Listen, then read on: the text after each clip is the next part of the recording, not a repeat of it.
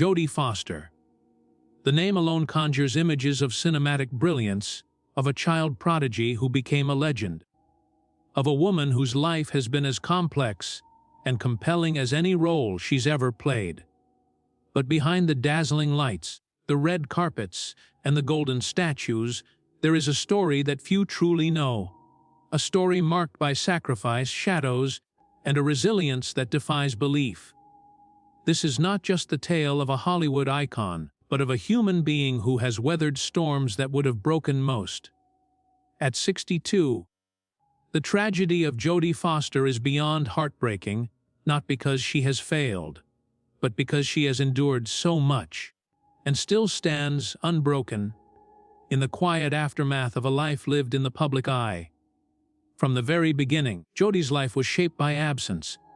Born Alicia Christian Foster on November 19, 1962, in Los Angeles, she was the youngest of 4 children.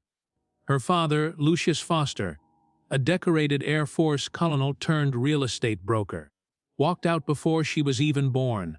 Her mother, Evelyn Brandy Foster, was left to raise the family alone, scraping by in a modest home where love was abundant, but money was always tight. The absence of a father was a wound that never fully healed, a silence that echoed through every chapter of Jodie's life. Brandy, determined to shield her children from despair, instilled in them the values of intellect, courage, and resilience. For Jodie, these lessons became both a gift and a burden. Even as a toddler, Jodie was different. At 9 months, she spoke in full sentences. By 3, she was reading on her own. By 4, she was devouring books meant for much older children. Teachers whispered about her brilliance, and her siblings listened when she spoke, sensing a wisdom far beyond her years. But genius, as it so often does, came at a price. What should have been a childhood filled with laughter and play was instead consumed by auditions, rehearsals, and the relentless demands of an industry that saw her not as a child, but as a commodity. At just 3 years old, Jodie was discovered by a talent scout and cast in a Coppertone commercial. The image of a little girl with a puppy tugging at her swimsuit became iconic. But behind the sweet smile was a child who was already carrying the weight of her family's survival. In the next 18 months, she appeared in nearly 30 commercials, her face becoming a fixture on American television. By the age of 4, she was earning more than her mother, and a trust fund was set up to manage her growing fortune. The playground was replaced by film sets, and innocence was traded for responsibility. Jodie's early years were a blur of television appearances and commercial shoots.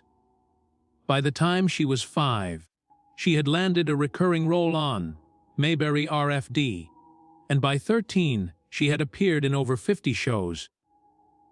Producers marveled at her professionalism, astonished that a child could work through fevers and exhaustion without complaint. But this was not discipline by choice, it was necessity.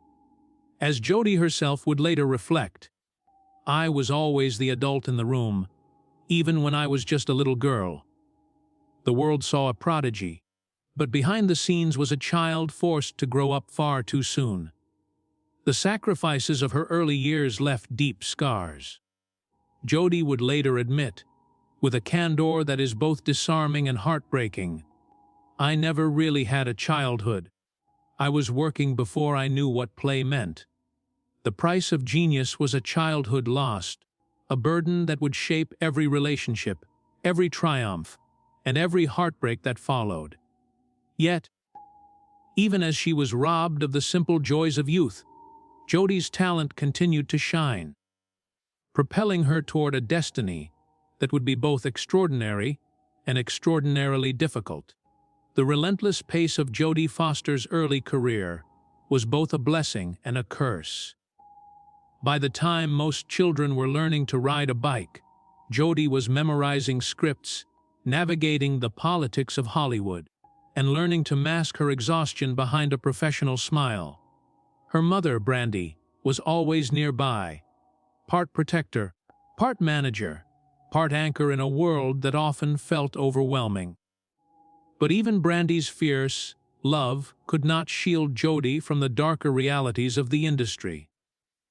The lines between childhood and adulthood blurred, and the demands of fame left little room for the simple joys of growing up. In 1972, at just 10 years old, Jodie was cast in Napoleon and Samantha, a film that would test her courage in ways no child should ever have to endure. During filming, she was asked to work alongside a trained lion. What was meant to be a magical moment quickly turned terrifying when the animal moved unpredictably, causing Jodie to fall and sustain injuries to her back and side. The set was thrown into chaos as crew members rushed to her aid. The physical wounds healed, but the emotional scars lingered. Jodie would later confess to years of nightmares, haunted by the memory of that day. Yet, just 3 days after the accident, she returned to the set, wrapped in bandages but determined to finish the film. Hollywood applauded her professionalism, but beneath the surface, it was not bravery by choice. It was resilience demanded by circumstance. The following year, while filming Tom Sawyer, another setback struck. During a stunt, Jodie fell and broke her wrist. The pain was sharp, but she refused to abandon the role. She pressed on, masking her discomfort behind a smile, learning to transform hardship into performance. The camera captured a lively Becky Thatcher, but behind the lens was a young girl enduring far more than anyone should at such a tender age. These were not just accidents. They were quiet lessons in the harsh realities of an industry that often valued performance over protection. Then came 1976, and with it, the role that would both immortalize Jodie Foster and deepen the shadows that followed her. Director Martin Scorsese cast her as Iris in Taxi Driver, a character placed in a world of darkness and danger. Before filming began, Jodie underwent hours of psychological evaluation, as experts debated whether she could handle the weight of such a mature, challenging role. The California Labor Board enforced strict safeguards, and for the most sensitive scenes, her older sister Connie stepped in as a body double. Even so, the toll was real. What unsettled Jodie most was not the dialogue or the intensity of the story, but the wardrobe choices. Costumes that made her feel exposed and vulnerable, pushing her to the edge of tears. Years later, she would admit, "I would hold back tears because I had to wear those ridiculous costumes." The world hailed her performance as a revelation, earning her an Academy Award nomination and critical acclaim. But the glory came at a cost, leaving shadows that time could never fully erase. Jodie's ascent to the summit of Hollywood was not a golden staircase, but a relentless climb marked by exhaustion, fear, and sacrifice. After the storm of her teenage years, when Disney comedies like Freaky Friday brought her box office smiles and darker films like The Little Girl Who Lives Down the Lane demanded a maturity far beyond her age, it was clear that childhood was already gone. She was celebrated as versatile, yet the price was steep. Adolescence exchanged for roles that aged her spirit long before her time. By the late 1970s, Jodie's talent carried her across oceans to France and Italy, where she acted in languages not her own, sang songs for foreign audiences, and played orphans and con artists in films that stretched her abilities and her endurance. The applause was there, but behind the curtain was loneliness, a teenager far from home, carrying herself like an adult. Later, she would admit that the early years left her feeling older than she was, as if the innocence of youth had been stolen and replaced with a forced resilience. Through it all, Jodie Foster's brilliance never dimmed. But the cost of that brilliance was a life forever, marked by the sacrifices of childhood, the relentless demands of fame, and the quiet ache of a girl who grew up too fast. The 1980s should have been a time of celebration for Jodie Foster, a period to bask in the glow of her early achievements and transition smoothly into adulthood. As it so often does had other plans. In 1981, a tragedy unfolded that would forever link Jodie's name to one of the most shocking moments in American history. John Hinckley Jr., obsessed with her performance in Taxi Driver, attempted to assassinate President Ronald Reagan, claiming his actions were meant to impress the young actress. Overnight, Jodie became a symbol trapped under relentless headlines, her privacy shattered by a nation's morbid curiosity. At Yale University, where she had enrolled to pursue a degree in literature, Jodie's life was turned upside down. Federal agents were stationed outside her dorm room, reinforced glass was installed in her windows, and a direct phone line to the FBI became a part of her daily reality. The weight of fear and intrusion was suffocating. Jodie would later confess that she nearly quit school 17 times during that first year, crushed by the constant surveillance and the knowledge that her every move was being watched. Even on stage, danger found her. A security incident during a theater performance left her so shaken that she stepped away from live theater for decades. While her peers were discovering freedom and independence, Jodie was living under a microscope, her youth reshaped by forces far beyond her control. Despite the chaos, Jodie's intellect and determination never wavered. In 1985, she graduated magna cum laude, her thesis on Toni Morrison earning praise from professors and peers alike. But Hollywood, ever fickle, had turned its back. Casting directors labeled her a commercial risk, and 63 auditions brought almost nothing. Finished films were shelved, and her savings dwindled. She endured therapy 3 times a week, not from weakness, but because survival demanded it.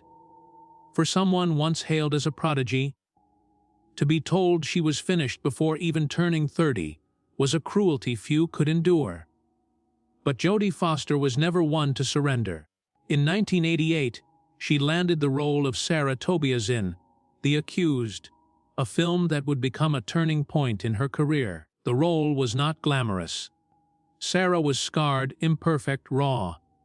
Jodie poured her own pain into the character, channeling every rejection, every scar, every invasion of her youth. When she stood on the Oscar stage in 1989, holding the golden statue at only 26, it was not just a triumph of talent. It was the redemption of a soul that had been told it was unworthy.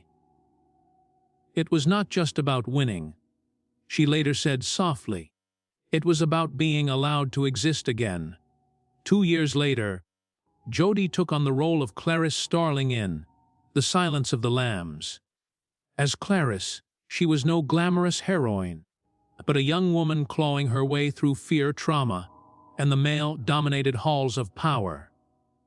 Jodie trained tirelessly with the FBI, studied criminal profiling, practiced with real agents, and put her body through exhausting drills, all while carrying the weight of the role's intensity. The film became legend, and in 1992, she won her second Oscar at 29. Critics called Clarice the greatest heroine in cinema history. Yet for Jodie, the glory was tempered by exhaustion.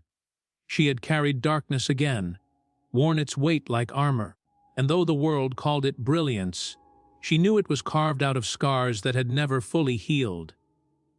By the mid-1990s, at the very peak of fame, Jodie refused to rest.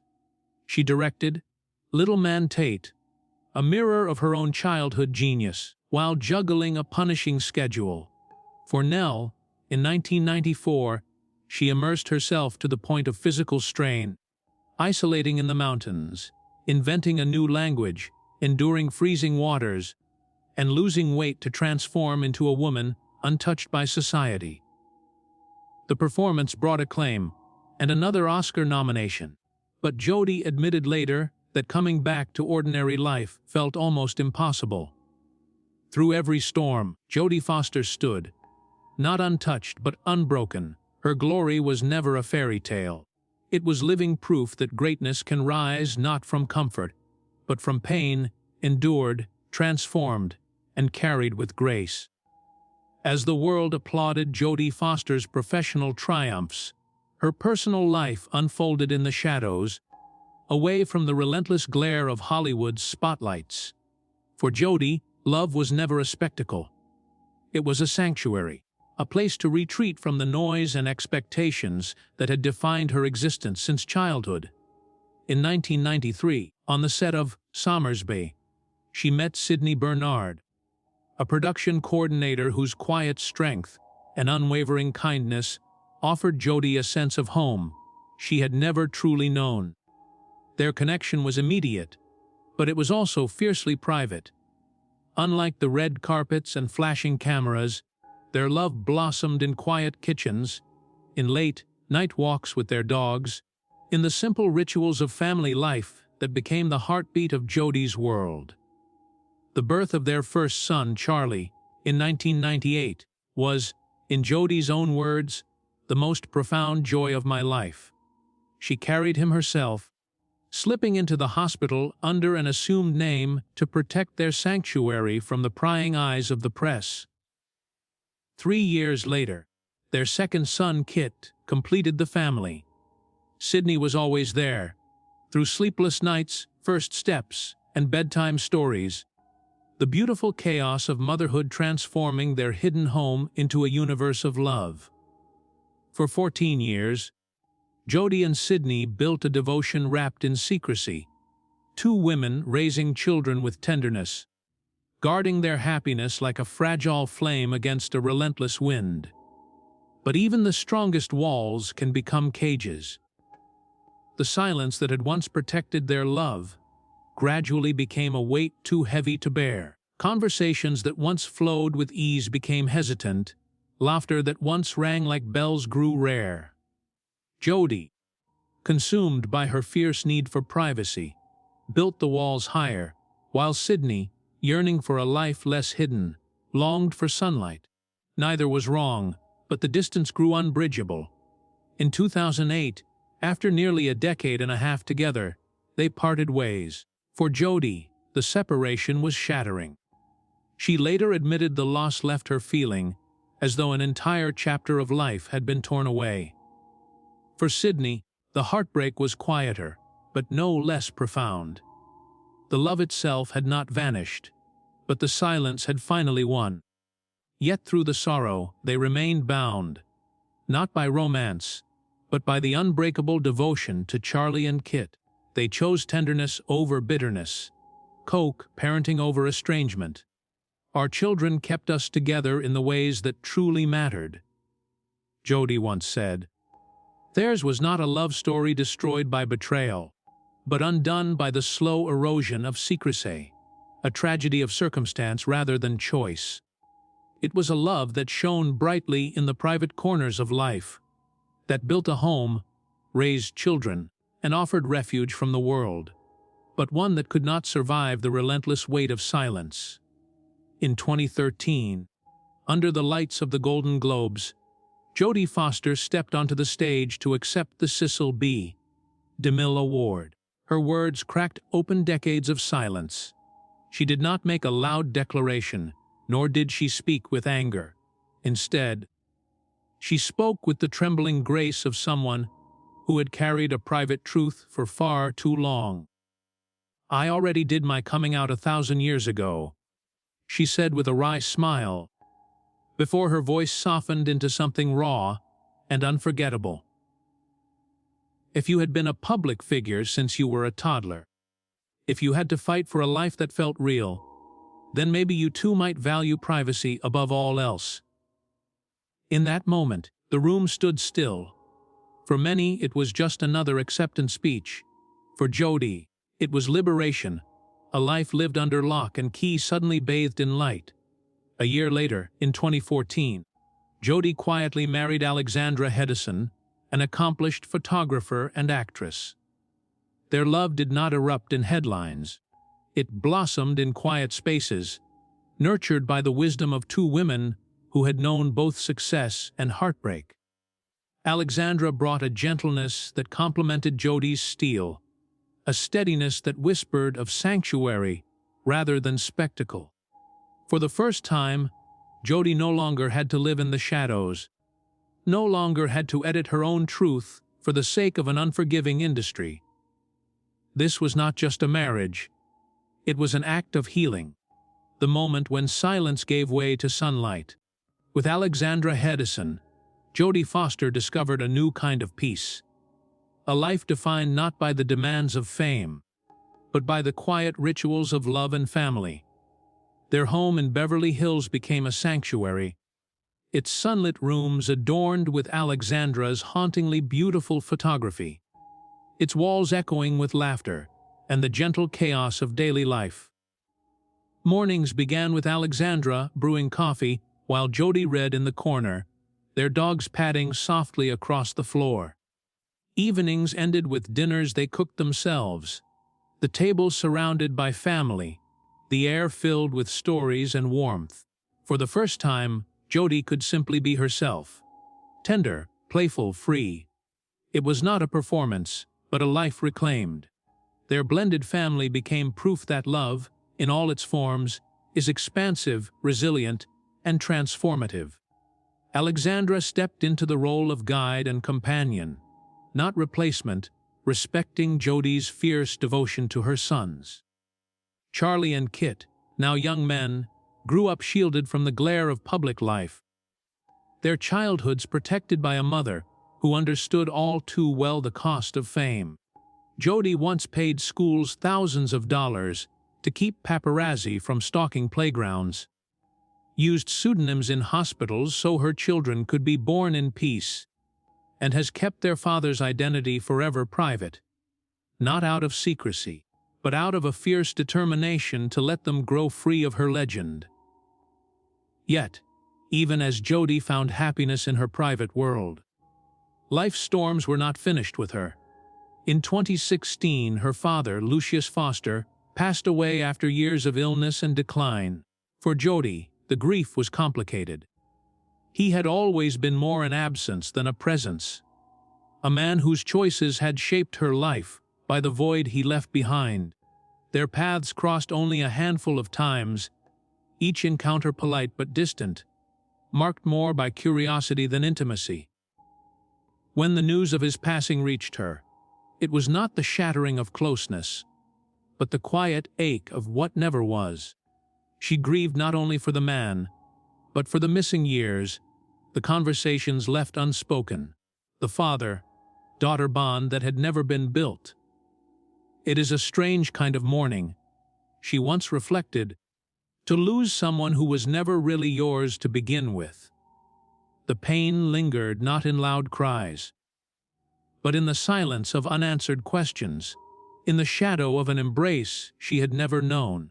But nothing could prepare Jodie for the loss that followed. In 2019, her mother, Evelyn "Brandy" Foster, the woman who had carried her through every storm, passed away after a long battle with dementia. Brandy was not just a mother.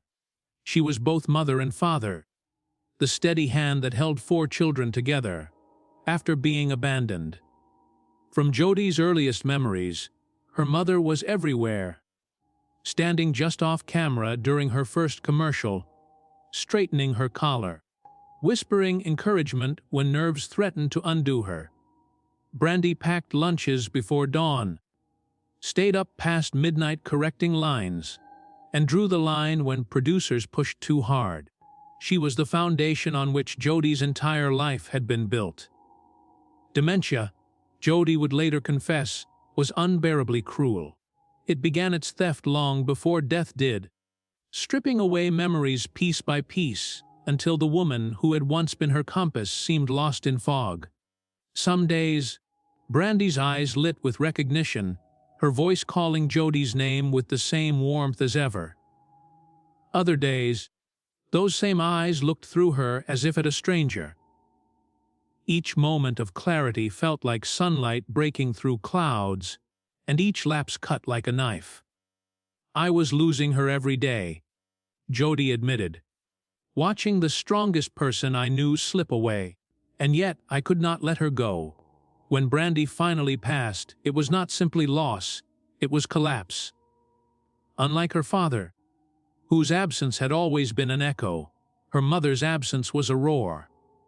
The stage suddenly dark, the applause silenced forever. For Jodie, the grief was private but relentless, reshaping her soul with every quiet hour. Triumphs now carried an undertone of sorrow, for the woman who had once clapped loudest was gone. In her mourning, Jodie became not only an actress, but a mirror. Proof that even icons are children at heart, forever bound to the ones who raised them. In the years since her mother's passing, Jodie Foster has learned to live with the silence, to carry her mother's light into every tomorrow. Now at 62, she no longer chases the blinding glare of Hollywood's spotlights. Instead, she moves through life with a quiet confidence, choosing her projects with the precision of someone who has nothing left to prove.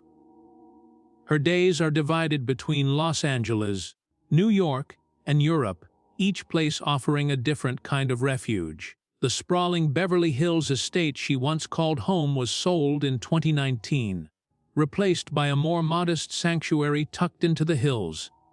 A home filled not with glittering trophies, but with art, books, and Alexandra's photography glowing against sunlit walls. Jodie's tastes have always leaned toward understated elegance. The garages that once held her Mercedes, Benz and Range Rover now mostly sit empty, as she prefers to drive herself in a modest electric car through the quiet streets of Los Angeles. She has owned more than one luxury property, including a retreat in the south of France, where she escapes to read and walk by the sea. But even those homes reflect her search for refuge rather than display. A way to carve out spaces of peace in a life long defined by scrutiny. With a net worth estimated at around $100 million, Jodie stands among the wealthiest figures in Hollywood. Yet, wealth for her has never been measured in numbers or possessions. Each house, each car, each investment has been less about opulence and more about protection. A way to create a world where she can finally breathe. Her true fortune, she insists, is not the real estate portfolio she has built, but the family that gathers around her dinner table, the freedom to choose her projects, and the rare serenity of being able to say no. Her life today is centered on Alexandra, her wife since 2014, whose photography fills the walls of their home with haunting beauty. Their house is not just a structure of glass and stone. It is a gallery, a sanctuary, a stage for the quiet rituals that have become the heartbeat of her days. Mornings begin with Alexandra brewing coffee, sunlight streaming across framed photographs, while Jodie takes the dogs on slow walks through the hills. Evenings end with dinners they cook themselves, laughter echoing not for the cameras, but for the family seated around their table. And then there are her sons, Charlie and Kit, now young men carving paths of their own. Jodie remains simply Mom, the anchor who shielded their childhoods from the suffocating gaze of fame. She once paid schools to keep paparazzi from stalking playgrounds, used pseudonyms in hospitals so her children could be born in peace, and has kept their father's identity forever private, not out of secrecy, but out of fierce devotion, determined to let them grow free of her legend. In 2025, when Charlie walked by her side at the SAG Awards, it was not the cameras that mattered, but the quiet pride of a mother seeing her son grown tall, walking beside her not as a child, but as a man. Professionally, Jodie remains as selective as ever, wielding her talent like a scalpel rather than a sword. The Mauritanian, in 2021 earned her a Golden Globe. Nayad, in 2023 brought her a 5th Oscar nomination, after months of physical training to embody Bonnie Stoll's strength. And True Detective Night Country, in 2024 delivered her both an Emmy and another Golden Globe in 2025. Her French-language film VP A Private Life will premiere at Cannes, with early critics whispering it could be among her most personal, most defining works. At 62, Jodie no longer chases relevance. She defines it. Her health remains steady, her body lean from years of discipline, hiking, swimming, and yoga woven into her daily rhythm. She has refused the temptation of cosmetic alteration, allowing time to etch its story on her skin. Lines on a face. She once reflected, are stories written by time. On her face, those lines are not flaws, but testaments to battles endured, storms weathered, and joys fiercely embraced. Beyond the screen, her legacy stretches further still. Jodie has quietly donated and supported causes close to her heart for decades. Children's health initiatives, cancer research, LGBTQ rights, and programs for struggling artists. Though she rarely publicizes exact figures, those close to her note that her giving has been consistent, generous, and purposeful. Never spectacle, always responsibility. Jodie Foster's story is not one of perfection, but of resilience. Not of a flawless star, but of a human being who stumbled, suffered, and rose again. Her greatest role has never been Clarice Starling or Iris, nor even the countless women she has embodied on screen. The greatest role has been herself, a woman unbroken, unbowed, and unafraid to be real. If her journey has touched you, if her courage has inspired you, remember greatness is not escaping storms, but learning to stand with grace in the rain.